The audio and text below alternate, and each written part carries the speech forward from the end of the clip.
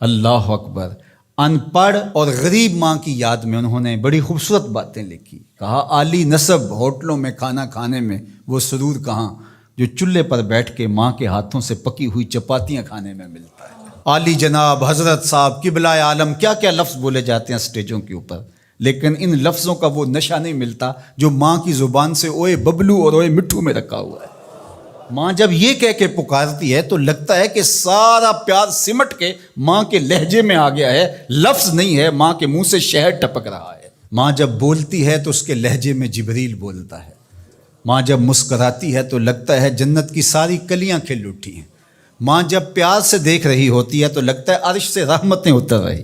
اللہ نے ماں کے سینے کے اندر وہ محبت، وہ تڑپ رکھی ہے، وہ ایک کائنات رکھ دی ہے الفتوں کی، کہ جس کا نعم البدل کیا بدل بھی موجود نہیں ہے۔ وہ پیار رکھ دیا، وہ درد رکھ دیا، وہ درک رکھ دیا، وہ الفت رکھ دی ماں کے سینے کے اندر۔ ایک شاعر ہوا تابش، اس نے ماں کے پیار کو کتنے خوبصورت پیرائے میں بیان کیا۔ ایک مدت سے میری ماں نہیں سوئی تابش، میں نے ایک بار کہا تھا مجھے رات کو ڈر لگتا ہے۔ کہا ایک دن بچپن میں میرے منہ سے نکلا تھا امی مجھے رات کو سوتے ہوئے ڈر لگتا ہے۔ میں بوڑھا بھی ہو گیا ہوں، میری ماں اب بھی میرے بستر پہ پھونکے مارتی کہ میرے بیٹے کو رات کو ڈر نہ لگا۔ یہ ماں کے سینے کا پیار ہے، ماں کی الفت ہے، یہ ماں کی تڑپتی ہوئی ممتا ہے۔ اولاد کے لیے وہ دکھ بھی جھیلتی ہے، تکلیفیں بھی سہتی ہے۔ غریب مائیں لوگوں کے گھروں کے برتن بھی مانجنے پڑیں تو اس سے بھی گریز نہیں کرتی۔ شہر میں آ کر پڑھنے والوں بھول گئے ہو کس کی ماں نے کتنا زیور بیچا ہے۔ اس لیے ماں کی کمی انسان بڑھاپے میں بھی محسوس کرتا ہے۔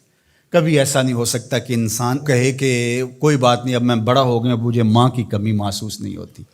بوڑھا بھی ہو جائے انسان جو ہے وہ سب سے اونچے منصب پر بھی بیٹھ جائے، میں اور آپ کیا، میری اور آپ کی حیثیت اور اوقات ہی کیا۔ امام الانبیاء حضور ختم المرتبت صلی اللہ علیہ وآلہ وسلم حجرہ انور سے نکلے اور جو ہی حضور نبی رحمت صلی اللہ علیہ وآلہ وسلم مصلی پر تشریف فرما ہوئے تو حضور کو دیکھ کر کے تمام صحابہ ادب سے کھڑے ہو گئے۔ جو ہی یہ امٹتا ہوا پیار دیکھا تو حضور کی نظر پلٹ کے کئی سال پیچھے چلی گئی اور ابوا کی وادی میں اپنی ماں کی قبر پہ کھڑا ہوا اپنے آپ کو پاتے ہیں حضور۔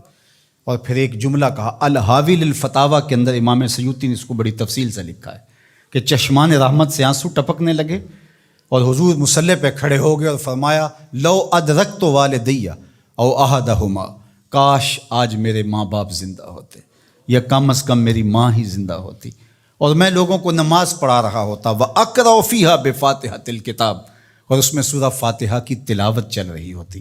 پھر میری ماں کو میرے ساتھ اچانک کوئی کام یاد آ جاتا، وہ دروازے پر آتی اور چلمن سرکاتی اور مجھے بیٹا کہہ کے آواز دیتی۔ فرمایا لوگوں نماز چھوڑ کے پہلے ماں کی بات سن لیتا۔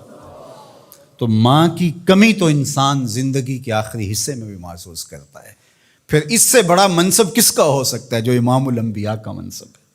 اتنا بڑا اعزاز کس کا ہو سکتا ہے جو خاتم المرسلین کا اعزاز ہے، جو محبوب خدا ہیں، کونین کے مالک ہیں، لیکن ماں کی کمی کو وہ بھی محسوس کرتے ہیں۔ ماں و شمع کس شمار میں ہے؟ تو ماں باپ کا وجود اللہ کی رحمت ہے۔ جب یہ سایہ سر سے اٹھ جاتا ہے تو پھر پتہ چلتا ہے کہ بندہ کھڑا کہاں ہے۔ جب گھنے درخت کے سائے میں بیٹھا ہو اور وہ درخت ساری دھوپ اپنے پتوں میں جذب کر رہا ہوتا ہے اور نیچے بیٹھنے والے کو چھاؤں فراہم کر رہا ہوتا ہے، اور اس سے نہیں پتہ ہوتا کہ جو مجھے چھاؤں دے رہا ہے وہ خود کتنا جلس رہا ہے، لیکن اچانک جب سایہ ہٹ جائے اور بندہ کڑی دھوپ میں آ جائے پھر اسے احساس ہوتا ہے کہ وہ سایہ کتنا غنیمت تھا۔ جن کے ماں باپ موجود ہیں وہ ان کی خدمت کر کے دنیا اور آخرت کی سرخرویاں حاصل کریں۔ اللہ کی رضا بھی اس میں ہے، رسول اللہ کی رضا بھی اس میں ہے، اور دنیا اور آخرت کی بہتریاں اسی کے اندر پنہاں ہیں کہ ماں باپ کی تکریم بجا لائی جائے۔